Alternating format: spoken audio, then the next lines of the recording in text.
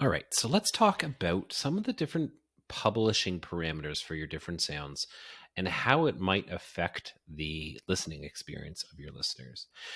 Now, this is something that you're going to have to kind of put out into the world. Usually, when I've put out projects into the world, I'll publish the project and then go test go test it. Load up the project, go walk the trail or listen to the sound, and then just try to determine out in the world, how does it actually work in real life?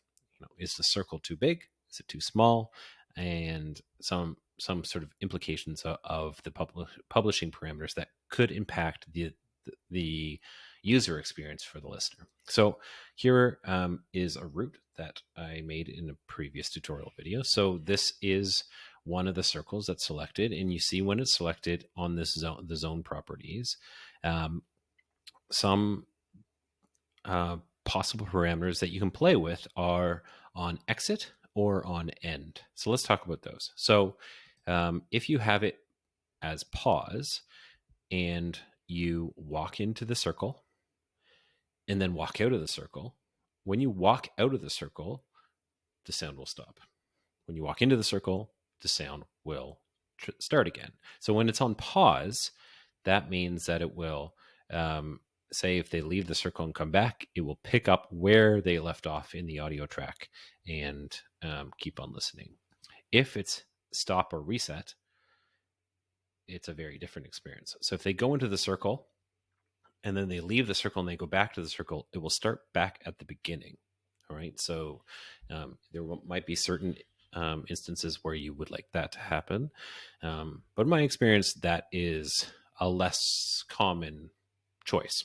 All right. That you would want it to start and stop when you leave the circle. And I'll tell you why. One of the things you'll notice when you're out in the world, because this uses GPS and is using cell phone towers, you'll notice that your location on the player map kind of bounces around a little bit as your cell phone or device grabs your location from different cell towers. There's always like slight adjustments, and I'm sure you've experienced that before on Google Maps as well, where you are on one area of the street and then you kind of bounce around and you're across the street and whatnot as it's sort of constantly calibrating and trying to determine exactly where you are. And so in that case, if you had it on stop reset, you might get into a bit of a frustrating experience where your position on the with GPS bounces you out of the circle and bounces you back, and that would cause you to start the track over, and that might be frustrating.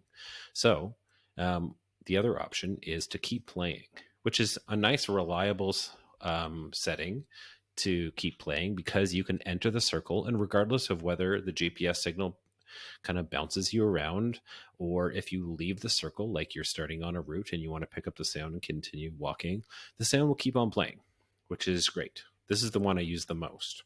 All right, is keeping on playing. Now, on this route, you'll notice that there's another sound here. Let me add an audio to it. All right, so I'm going to choose this file. So now they both have audio files to it.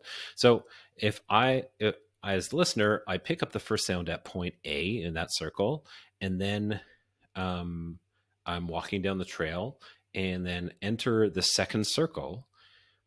If this one is at keep playing, which it currently is, and then the second one picks up, what happens is both of them play at the same time. So the first one has been directed to keep on playing, so it will play out until it finishes. And then the second one will also start to play, which could lead to some interesting overlapping sonic experiences if you'd like that.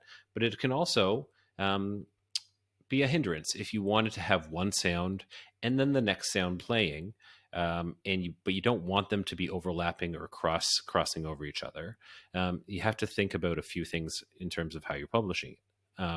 One thing you could do is walk the route with your students and say, okay, we want the first sound to go from here to here, and how long does it take us to walk from there to there?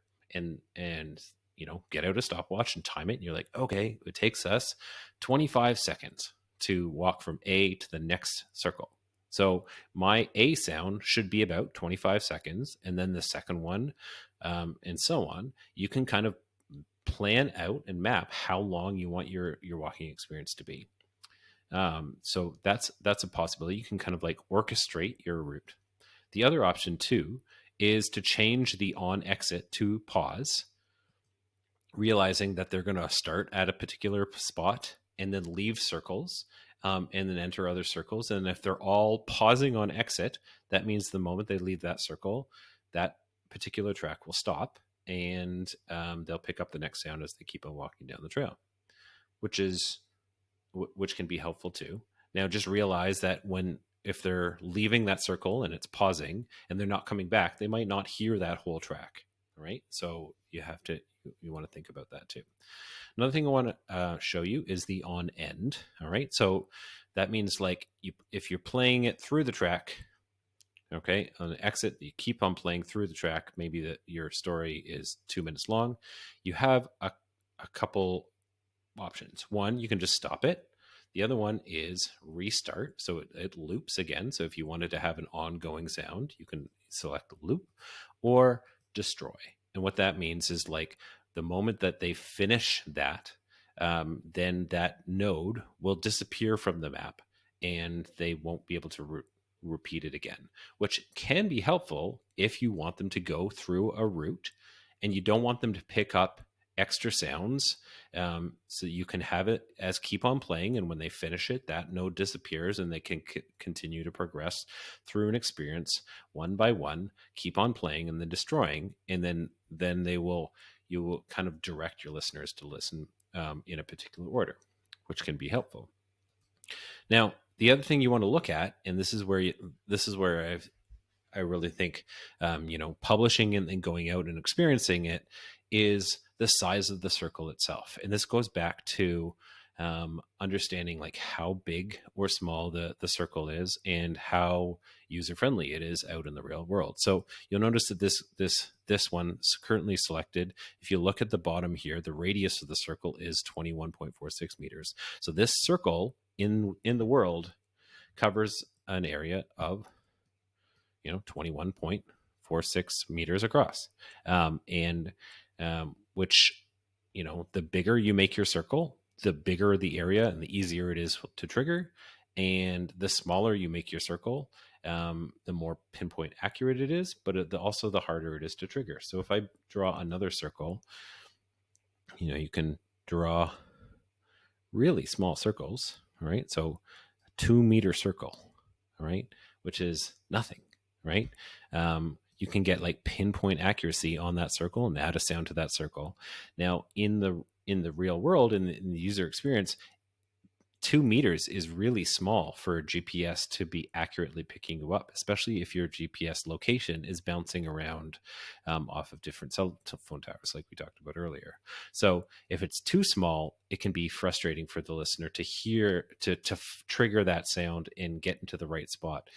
Sometimes when I've published sounds that are with the circles too small, I end up kind of like walking around like a crazy person trying to find the perfect spot just to trigger that sound to play. So you got to find that sweet spot where it's not too big, not too small, just like the Goldilocks zone or something like that. So that's another thing that you want to think about when you're triggering the sound. And now the radius can be quite large. So if I go over, sorry about the zoom, this can be huge. Look, I can like cover the entirety of White Oaks. All right. And this is a 142-meter circle and so on. So you can get quite large as you are drawing your circles, and you can go really, really small, but there's a kind of a limitation, as I said, on GPS for making those small circles as well.